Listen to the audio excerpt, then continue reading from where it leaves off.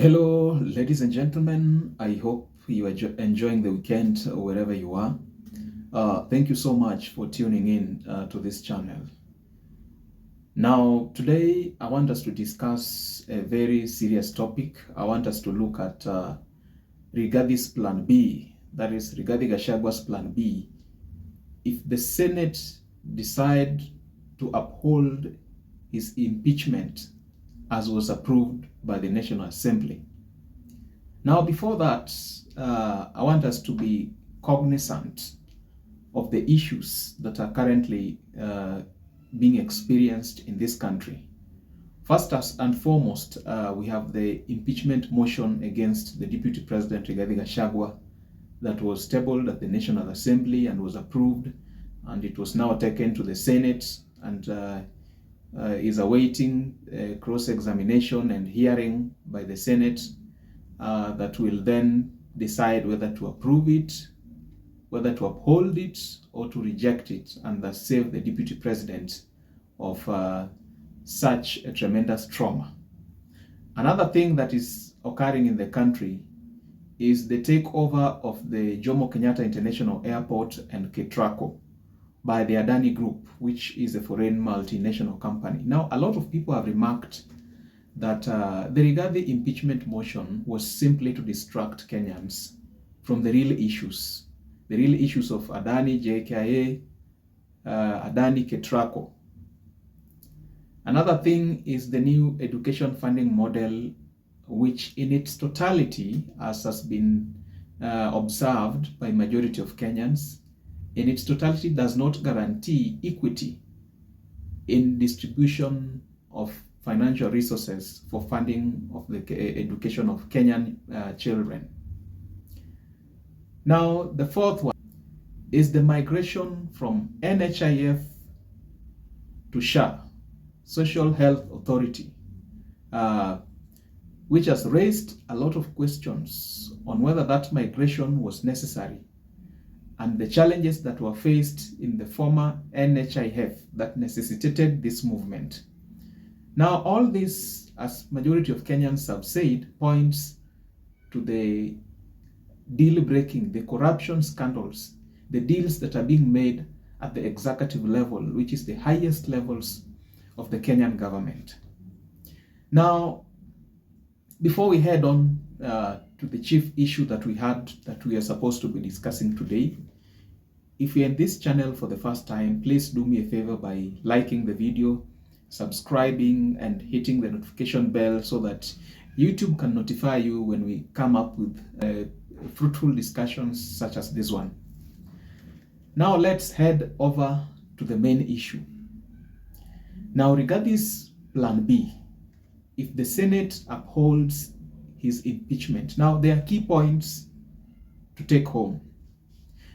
Number one, we all know that as far as this impeachment motion is concerned, Rigathi Gachagua is a man under siege.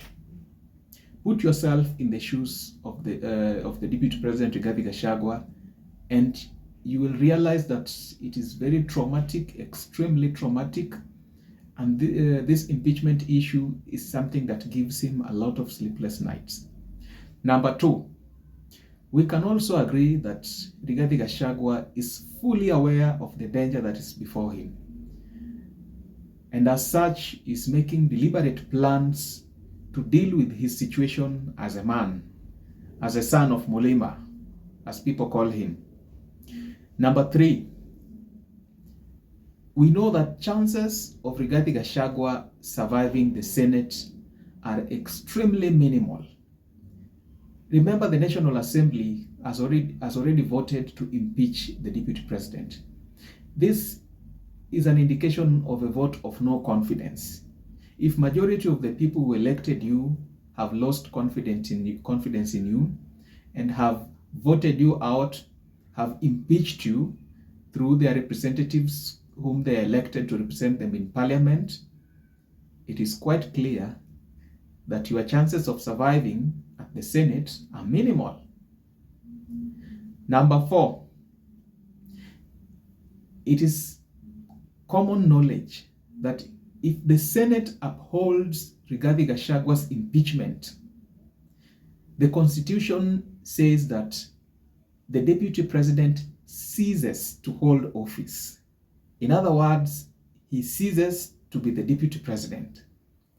At this point, courts of law do not have much, or rather will not have much to do about this, because the Constitution states very clearly that should the Senate uphold the impeachment that was tabled, that was approved by the National Assembly, the Deputy President in question, the embattled Deputy President, ceases to hold office. This means that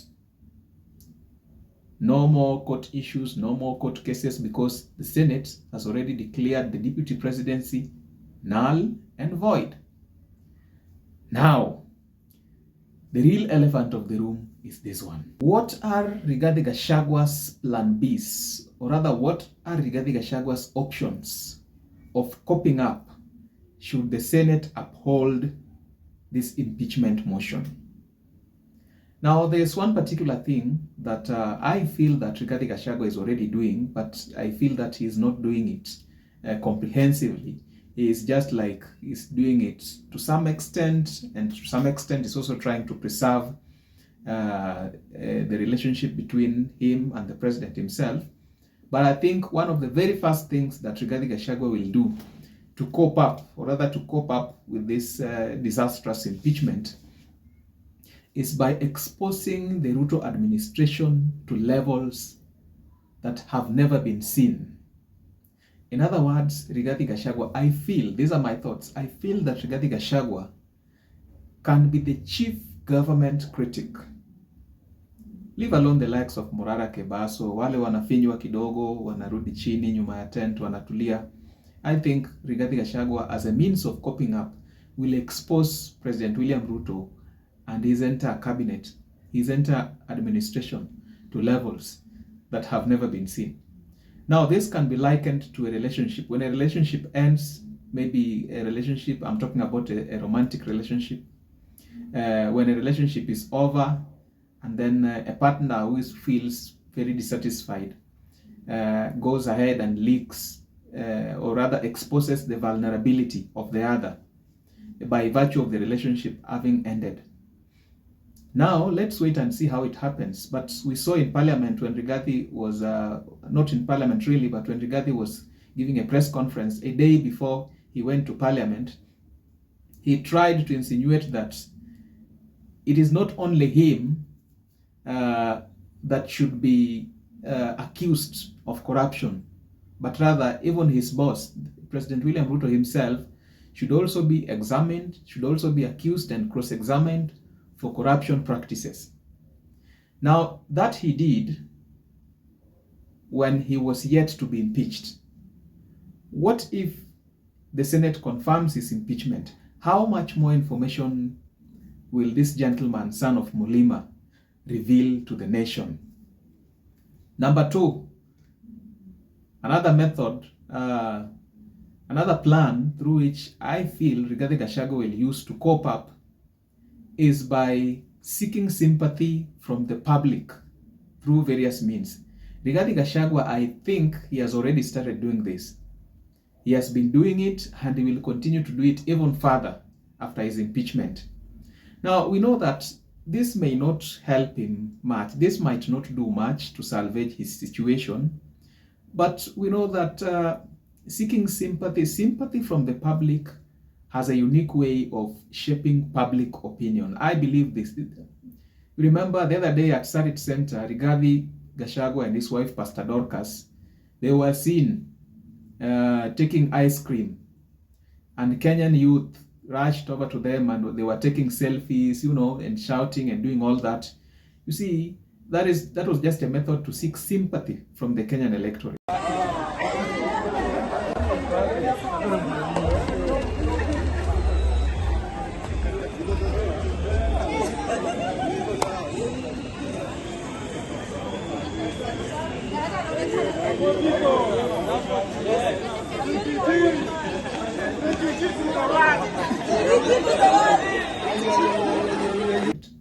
Now, this sympathy is what helped President William Ruto, who was the then deputy president when he was undergoing a lot of tribulations in the Kenyatta administration, it is through this sympathy that William Ruto rose to the presidency. So this sympathy has been observed to shape public opinion. So I think this is another method by which Rigathi Gachagua, when he is impeached, he will resort to, so that he can shape public opinion and thus influence future leadership to his satisfaction. Now, number 3, I think Rigathi Gachagua, when he's impeached, Rigathi Gachagua is quite a wealthy man. I feel that Rigathi Gachagua will just take some sort of holiday, maybe go to Miami, in Florida. You remember what happened? You remember where Raila Odinga was during the swearing in of Ruto Rigathi administration? Raila Odinga, I think, if I'm not wrong, was somewhere in the US enjoying himself, relieving the stress, but it's quite normal. Such is politics. So I feel probably Rigathi might go to his farm, maybe go back to his cows. Sometimes he posts on his social media accounts, oh, I was looking after my cows and doing all that. I think he will retrieve back to the village also and try to live like a private citizen. And he will just heal, just like in a relationship. Watu wakiwachana, after some time, you get to heal and life has to continue. So I think those are the 3 most principal ways in which Rigathi Gachagua will cope up with the situation. Because I can assure you, chances of his survival at the Senate are extremely minimal. When the people who are elected you, either directly or through their representatives, have lost confidence in you, the courts usually have no business. Now, do let me know what your opinions are in the comment section below. Don't forget to like, subscribe, and hit the notification bell so that when we upload discussions, interesting discussions such as this one, you are not left out.